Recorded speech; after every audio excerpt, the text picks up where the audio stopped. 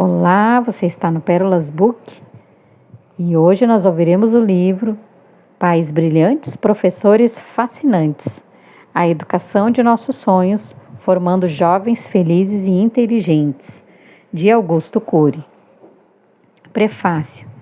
Este livro falará ao coração dos pais e professores.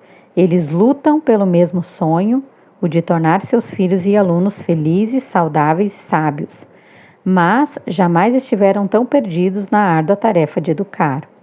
Ambos sulcam e cultivam os territórios mais difíceis de serem trabalhados, os da inteligência e da emoção. Não escrevo para heróis, mas para pessoas que sabem que educar é realizar a mais bela e complexa arte da inteligência. Educar é acreditar na vida, mesmo que derramemos lágrimas. Educar é ter esperança no futuro, mesmo que os jovens nos decepcionem no presente. Educar é semear com sabedoria e colher com paciência. Educar é ser um garimpeiro que procura os tesouros do coração. A quem interessa esse livro? Aos pais, aos professores da pré-escola, do ensino fundamental, médio e universitário, aos psicólogos, aos profissionais de recursos humanos, aos jovens e a todos os que desejam conhecer alguns segredos da personalidade e almejam enriquecer suas relações sociais. Não comentarei regras, pois no calor dos problemas do cotidiano elas se evaporam. Discutirei ferramentas psicológicas que poderão promover a formação de pensadores, educar a emoção, expandir os horizontes da inteligência e produzir qualidade de vida. Compartilharei minha experiência como psiquiatra, educador e cientista da psicologia. Apesar das minhas limitações, muitas pessoas têm se encantado com as ideias que venho apresentando em congressos nacionais e internacionais. Chegou a hora de publicar um livro específico sobre educação, pois tenho recebido o incentivo de milhares de psicólogos, educadores, médicos e pais para publicá-lo. Gostaria de destacar alguém para representar as pessoas que gentilmente me incentivam. Ele é considerado dos mais conceituados professores de comunicação e oratória do país, Alquindar de Oliveira. Sua mensagem me comoveu. Ele me disse que acordou de madrugada, perdeu o sono e começou a ler minhas ideias sobre educação. A leitura o surpreendeu. Por isso, ao amanhecer, ele me escreveu dizendo: aqui está a solução da educação no mundo.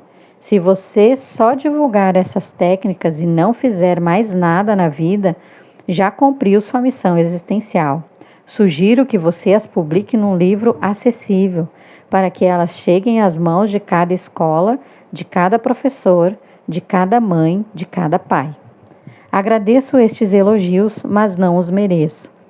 Entretanto, creio sinceramente que os hábitos dos educadores e as técnicas pedagógicas que comentarei poderão revolucionar a educação para sempre. Se praticados, poderão enriquecer a relação entre pais e filhos, professores e alunos. A família poderá se tornar um jardim de flores e a sala de aula um lugar aprazível. Dr. Augusto Cury. Para onde caminha a juventude? Há um mundo a ser descoberto dentro de cada criança e de cada jovem.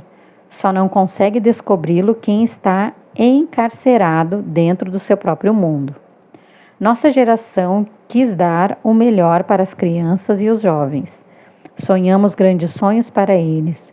Procuramos dar os melhores brinquedos, roupas, passeios e escolas. Não queríamos que eles andassem na chuva, se machucassem nas ruas, se ferissem com os brinquedos caseiros e vivessem as dificuldades pelas quais passamos. Colocamos uma televisão na sala.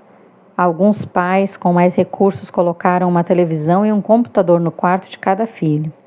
Outros encheram seus filhos de atividades, matriculando-os em cursos de inglês, computação, música. Tiveram uma excelente intenção, só não sabiam que as crianças precisavam ter infância, que necessitavam inventar, correr riscos, frustrar-se, ter tempo para brincar e se encantar com a vida. Não imaginavam o quanto a criatividade, a felicidade, a ousadia e a segurança do adulto dependiam das matrizes da memória e da energia emocional da criança. Não compreenderam que a TV, os brinquedos manufaturados, a internet e o excesso de atividades obstruíam a infância dos seus filhos. Criamos um mundo artificial para as crianças e pagamos um preço caríssimo. Produzimos sérias consequências no território da emoção, no anfiteatro dos pensamentos e no solo da memória deles. Vejamos algumas consequências. Obstruindo a inteligência das crianças e adolescentes. Esperávamos que no século XXI os jovens fossem solidários, empreendedores e amassem a arte de pensar. Mas muitos vivem alienados, não pensam no futuro, não têm garra e projetos de vida. Imaginávamos que pelo fato de aprendermos línguas na escola e vivermos espremidos nos elevadores, no local de trabalho e nos clubes, a solidão seria resolvida. Mas as pessoas não aprenderam a falar de si mesmas, têm medo de se expor, vivem represadas em seu próprio mundo. Pais e filhos vivem ilhados, raramente choram juntos e comentam sobre seus sonhos, mágoas, alegrias, frustrações. Na escola a situação é pior. Professores e alunos vivem juntos durante anos dentro da sala de aula, mas são estranhos um para o outro. Eles se escondem atrás dos livros, das apostilas, dos computadores. A culpa é dos ilustres professores? Não. A culpa, como veremos, é do sistema educacional doentio que se arrasta por séculos. As crianças e os jovens aprendem a lidar com fatos lógicos, mas não sabem lidar com fracassos e falhas. Aprendem a resolver problemas matemáticos, mas não sabem resolver seus conflitos existenciais. São treinados para fazer cálculos e acertá-los, mas a vida é cheia de contradições. As questões emocionais não podem ser calculadas, nem têm conta exata. Os jovens são preparados para lidar com decepções? Não. Eles são treinados apenas para o sucesso. Viver sem problemas é impossível. O sofrimento nos constrói ou nos destrói. Devemos usar o sofrimento para construir a sabedoria. Mas quem se importa com a sabedoria na era da informática?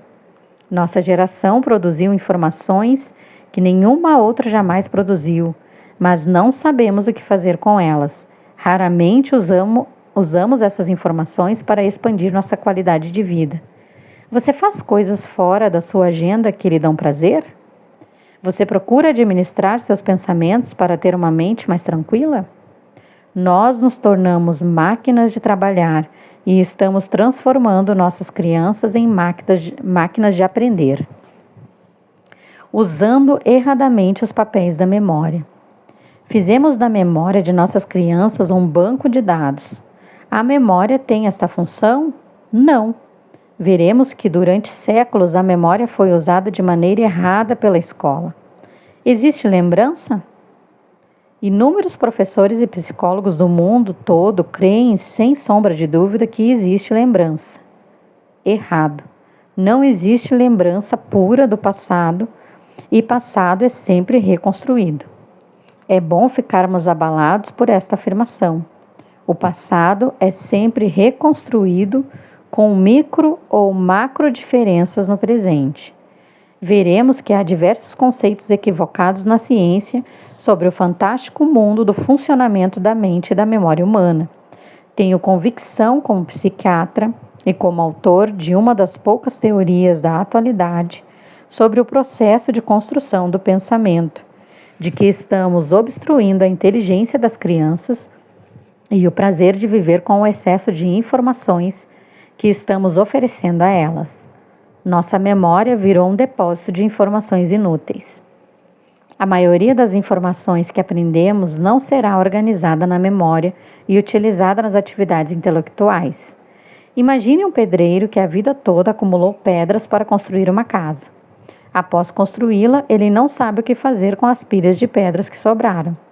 gastou a maior parte do seu tempo inutilmente. O conhecimento se multiplicou e o número de escolas se expandiu como em nenhuma outra época, mas não estamos produzindo pensadores. A maioria dos jovens, incluindo universitários, acumula pilha de pedras, mas constroem pouquíssimas ideias brilhantes. Não é à toa que eles perderam o prazer de aprender. A escola deixou de ser uma aventura agradável. Paralelamente a isso, a mídia os seduziu com estímulos rápidos e prontos. Eles tornaram-se amantes do fast food emocional. A TV transporta os jovens sem que eles façam esforços para dentro de uma excitante partida esportiva, para o interior de uma aeronave, para o cerne de uma guerra e para dentro de um dramático conflito policial. Esse bombardeio de estímulos não é inofensivo. Atua num fenômeno inconsciente da minha área de pesquisa chamado de psicoadaptação, aumentando o limiar do prazer na vida real. Com o tempo, crianças e adolescentes perdem o prazer nos pequenos estímulos da rotina diária. Eles precisam fazer muitas coisas para ter um pouco de prazer, o que gera personalidades flutuantes, instáveis e insatisfeitas. Temos uma indústria de lazer complexa.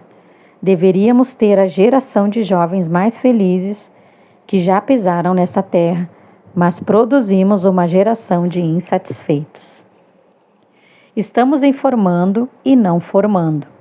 Não estamos educando a emoção nem estimulando o desenvolvimento das funções mais importantes da inteligência, tais como contemplar o belo, pensar antes de reagir, expor e não impor as ideias, gerenciar os pensamentos, ter espírito empreendedor. Estamos informando os jovens e não formando sua personalidade. Os jovens conhecem cada vez mais o mundo em que estão, mas quase nada sobre o mundo que são. No máximo, conhecem a sala de visitas da sua própria personalidade. Quer pior solidão do que esta? O ser humano é um estranho para si mesmo. A educação tornou-se seca, fria e sem tempero emocional. Os jovens raramente sabem pedir perdão, reconhecer seus limites, se colocar no lugar dos outros. Qual é o resultado? Nunca o conhecimento médico e psiquiátrico foi tão grande. E nunca as pessoas tiveram tantos transtornos emocionais e tantas doenças psicossomáticas. A depressão raramente atingia as crianças. Hoje há muitas crianças deprimidas e sem encanto pela vida. Pré-adolescentes e adolescentes estão desenvolvendo obsessão, síndrome do pânico, fobias, timidez, agressividade e outros transtornos ansiosos. Milhões de jovens estão se drogando. Não compreendem que as drogas podem queimar etapas da vida, levá-los a envelhecer rapidamente na emoção. Os prazeres momentâneos das drogas destroem a galinha dos ovos de ouro da emoção. Conheci e tratei de inúmeros jovens usuários de drogas, mas não encontrei ninguém feliz. E o estresse? Não apenas é comum detectarmos adultos estressados, mas também jovens e crianças. Eles têm frequentemente dor de cabeça, gastrite, dores musculares, suor excessivo, fadiga constante de fundo emocional. Precisamos arquivar esta frase e jamais esquecê-la. Quanto pior for a qualidade da educação, mais importante será o papel do psiquiatra neste século. Vamos assistir passivamente à indústria dos antidepressivos e tranquilizantes se tornar uma das mais poderosas do século XXI? Vamos observar passivamente nossos filhos serem vítimas do sistema social que criamos? O que fazer diante desta problemática? Procurando pais brilhantes e professores fascinantes. Devemos procurar soluções que ataquem diretamente o problema. Precisamos conhecer algo sobre o funcionamento da mente e mudar alguns pilares da educação. As teorias não funcionam mais. Bons professores estão estressados e gerando alunos despreparados para a vida. Bons pais estão confusos e gerando filhos com conflitos. Existe, no entanto, uma grande esperança, mas não há soluções mágicas. Atualmente não basta ser bom, pois a crise da educação impõe que procuremos a excelência. Os pais precisam adquirir hábitos dos pais brilhantes para revolucionar a educação. Os professores precisam incorporar hábitos dos educadores fascinantes para atuar com eficiência no pequeno e infinito mundo da personalidade dos seus alunos. Cada hábito praticado pelos educadores poderá contribuir para desenvolver características fundamentais da personalidade dos jovens. São mais de 50 estas características. Entretanto, raramente um jovem tem 5 delas bem desenvolvidas. Precisamos ser educadores muito acima da média se quisermos formar seres humanos inteligentes e felizes, capazes de sobreviver nessa sociedade estressante. A boa notícia é que pais ricos ou pobres, professores de escolas ricas ou carentes podem igualmente praticar os hábitos e técnicas propostos aqui.